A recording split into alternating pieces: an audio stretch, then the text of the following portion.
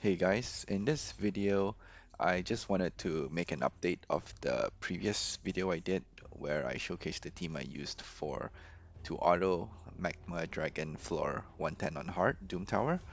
Yeah, so I just wanted to, I guess, give a little more commentary of the team I used to give you my thought process on why I'm using this team right here. So this is the team that I use on auto. I have Contra the Cyclone, Xavia, Lydia, Seal of the Drakes, and Seeker. So the strategy I'm using here is to constantly provoke the Magma Dragon since he can be provoked. So here I have Seeker as the champion who can provoke on his A1, as well as Kantra who can passively provoke every turn as long as there are 5 or more debuffs on the dragon. So I'm using Lydia here to place the debuffs, of course. She has tons of debuffs on her skills. She can place 1, 2, decrease defense, weaken, poison sensitivity, block buffs. Okay, block cooldown skills can be used. So she alone places 4 debuffs. Then Contra, she herself has a chance to place more debuffs, and Xavier as well places debuffs in poisons. So there should be 5 debuffs all the time, but in reality, that's usually not the case. So that is why I have Syl here. So Syl provides a healing, so a constant healing for every turn that she takes. So if the Magma Dragon somehow doesn't get provoked, which happens quite often, he will do his AoE and damage everyone and places HP burn on everyone. So Syl is there to heal everyone so they don't die, and everyone then they have a chance to provoke the dragon again. So hopefully they get to provoke in subsequent turns. So if somehow the RNG doesn't favor me and neither Contra or Seeker gets to provoke the dragon, then the run just auto loses. Getting back-to-back AoE will not save the run anymore.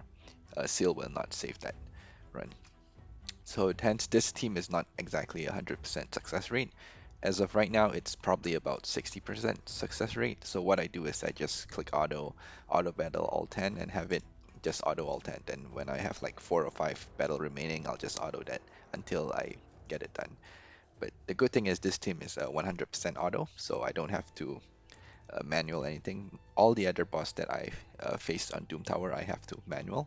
So, so this is the boss where I can mainly farm my materials and not waste my silver keys.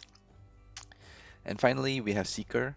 So Seeker is there mainly for the secondary provoke in case Contra doesn't place a provoke. So both of them kind of like alternate between their provokes.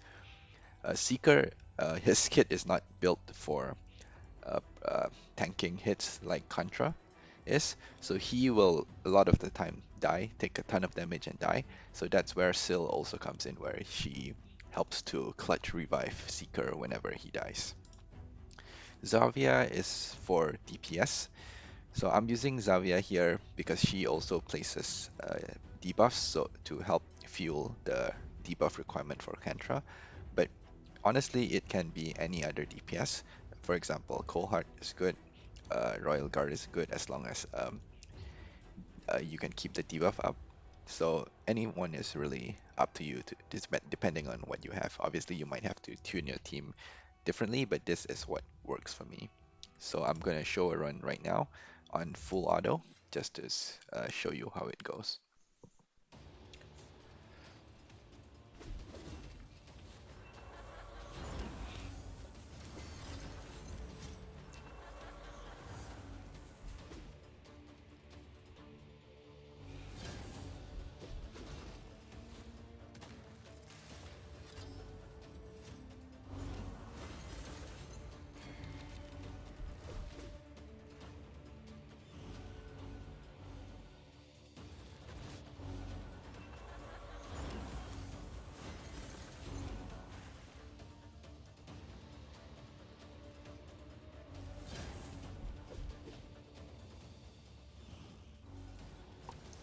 So right there, Seeker wasn't able to provoke on the first turn, so this is where we'll take the AoE. And okay, no provoke again. Okay, this is a failed run. Yep, so this is an example of a failed run. If no one gets to provoke back to back and the dragon gets to use both AoEs, the run fails. So let's try again. Yeah, I'll leave that in just to show how exactly the run fails. I won't cut that out.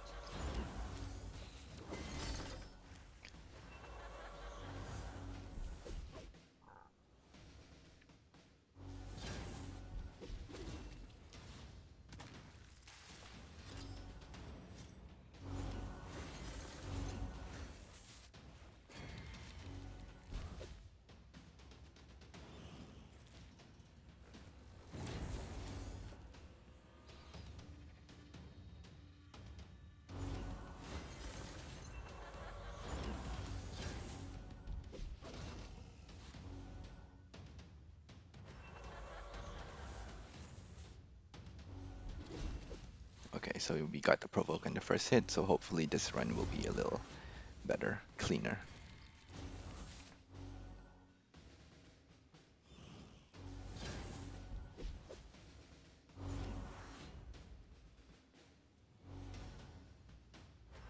See, as you can see, it's a little difficult to maintain the 5 debuff bar, even with Lydia and Xavier.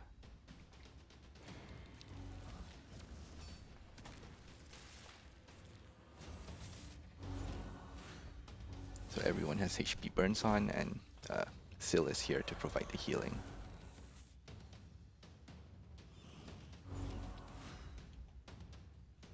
And right there, Seeker will die because he's not built to tank, and Syl will revive him again.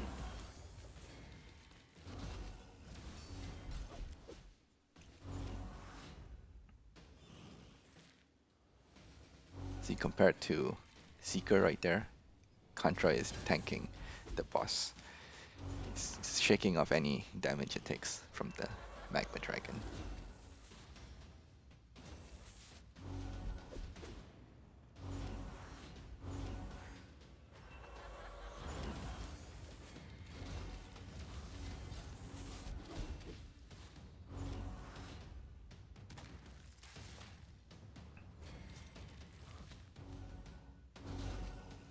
$42k damage on Seeker right there.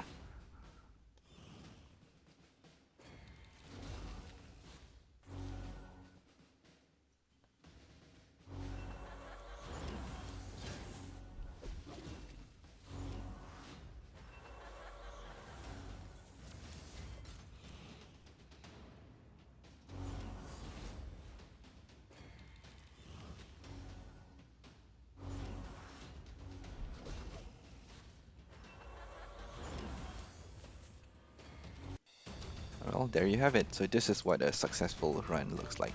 The provoke has to happen constantly, and then everyone just do their thing.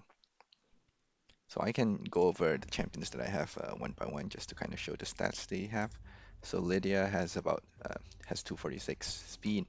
She has about 500 accuracy. You don't need her to have that much accuracy. You only need 330 accuracy on all your champions to place the debuff. I have because I'm using her in arena as well. That's why she has this much accuracy.